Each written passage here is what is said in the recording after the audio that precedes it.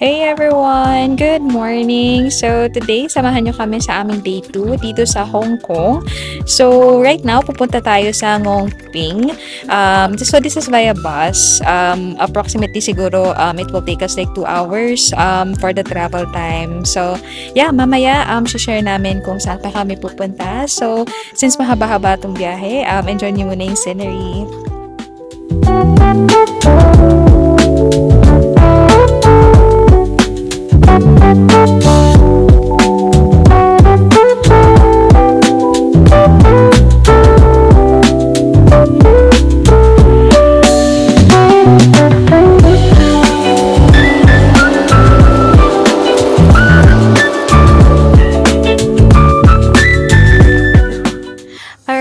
So we are finally here sa Ngongping after more than 2 hours na biyahe. So before tayo makapunta, by the way, papunta pala tayo sa Big Buddha. So before tayo makapunta doon, so dadaanan muna natin tong parang garden.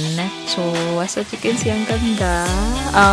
Hindi naman siya makita yung view kasi sobrang kapal ng fog. But yeah, later makikita nyo ang Big Buddha.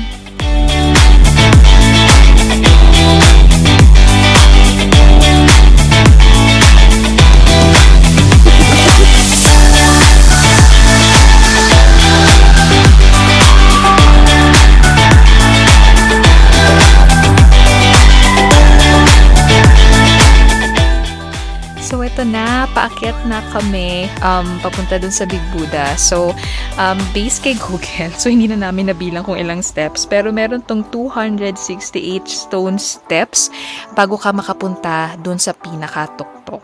So yan, mamaya makita nyo meron kaming clips kung ano yung tsura niya sa taas.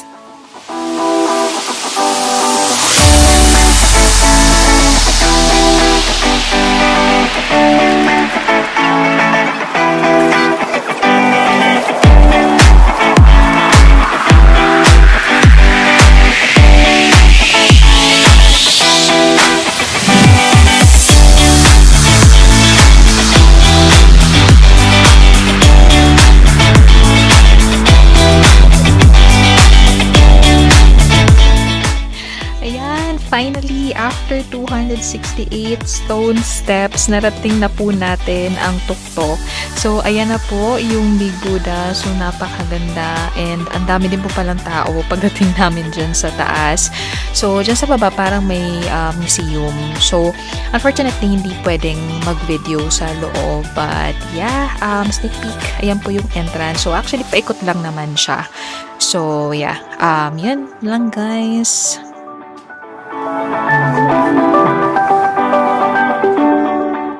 Alright, so pababa na tayo sa Big Buddha. So right now, lakad muna tayo. Actually, maghahanap kami dito ng makakainan.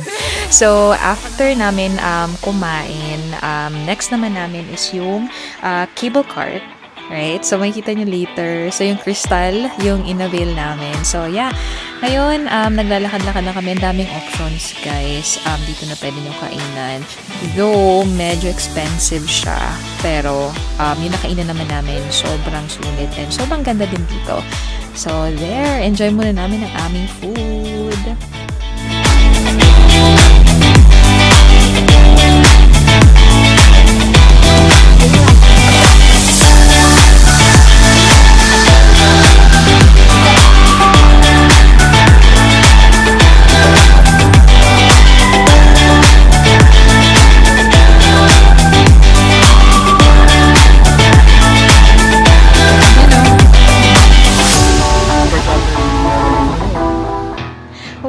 So, ngayon, papunta naman kami sa Ngongping 360. So, ito yung sinasabi ko kanina na cable car. So, again, yung na-purchase namin via online is yung crystal nila na cable car. So, which is ito yung nakikita mo yung view sa ilalim, like salamin. kumbaga, yung aapakan mo. So, mas maganda yung view. So, ito, iba ba yung pila if yung crystal, yung pinurchase mo, and then yung regular. So, yung regular doon siya sa may left side. So, dito kami sa may right side, which is mas konti. Actually, yung tao. So, later, makita nyo yung view, kung anong itsura. Sobrang ganda niya. Kung medyo kinakabahan ka, medyo pag-isipan natin mga beat. Pero, it's really, worth it. So, sobrang ganda niya. So, yeah. Later, makita niyo yung view.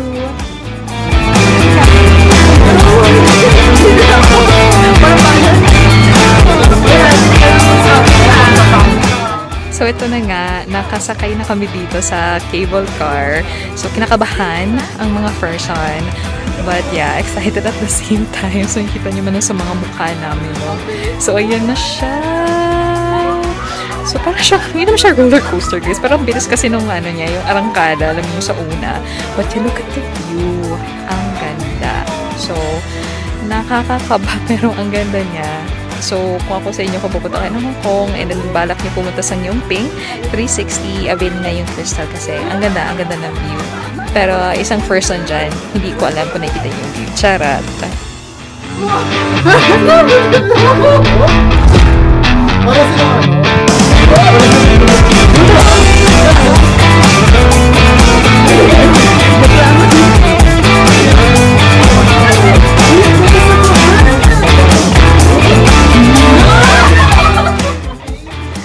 Guys, so kung sasakay kayo ng cable car, magbaan kayo ng madaming prayers, katulad ni Mama. So, whole ano niya, sakay sa cable car, nagpa-pray lang siya. Sorry, natatawa ako, but yeah, sobrang ganda, pero si Mama hindi niya carry. But yeah, ang ganda ng views, what you can see, medyo foggy lang talaga siya kasi medyo maulan that day. But, okay, huwag niya natin si Mama, pero masaya yan, promise.